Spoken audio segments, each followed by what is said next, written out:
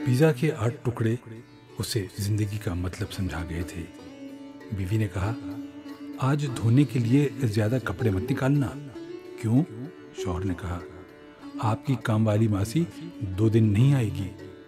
क्यों? अपनी नवासी से मिलने बेटी क्या जा रही है, कह रही थी। ठीक है, ज़्यादा कपड़े नहीं निकालता। और हाँ, 500 रुपये दे दूँ उसे? क्यों? अरे अभी ईद आ रही है, तब दे देंगे, और भी दे देंगे। अरे नहीं बाबा, गरीब है बेचारी, बेटी नवासी के यहाँ जा रही है तो उसे भी अच्छा लगेगा, और इस महंगाई के दौर में उसकी तनख्वाह से क्या होगा। अपनों के पास जा रही है, कुछ हाथ में होगा तो अच्छा लगेगा ना। ओहो, तुम भी ना ज़रूरत से ज़्यादा ही जज्बाती हो जाती हो। अरे नहीं, फिक्र मत करो, मैं आज का पिज़्ज़ा खाने का प्रोग्राम मनसूख कर देती हूँ। खामखा 500 रुपये उड़ जाएंगे बासी पाव के उन 8 टुकड़ों के पीछे। वाह वाह, क्या कहने, हमारे मुंह से पिज़्ज़ा छीनकर मासी की प्लेट में। 3 दिन बाद पोछा लगाती हुई काम वाली मासी से पूछा, क्या मासी, कैसी रही छुट्टी? बहुत अच्छी हुई साहब, बाजी जी ने 500 रुपये दे दिए थे ना। तो हो आई बेटी के यहाँ से, मिल ली अपनी नवासी से? जी भाई, बहुत मज़ा आया, 2 दिन में 500 रुपये खर्च कर दिए। अच्छा, मतलब क्या क्या किया 500 रुपये का?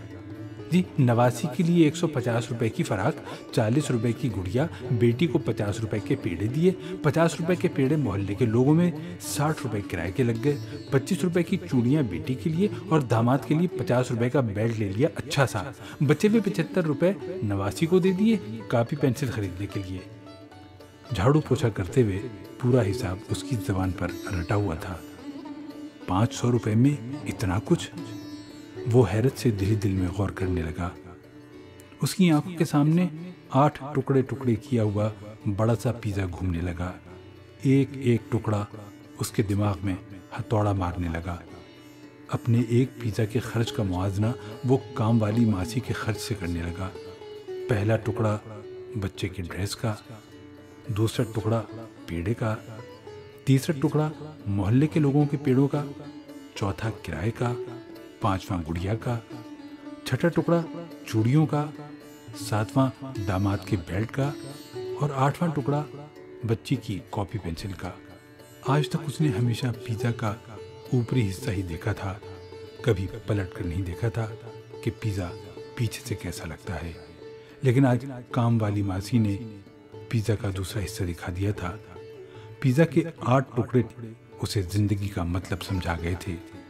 जिंदगी के लिए खर्च या खर्च के लिए जिंदगी का जदीद मफहूम एक झटके में उसे समझ में आ गया।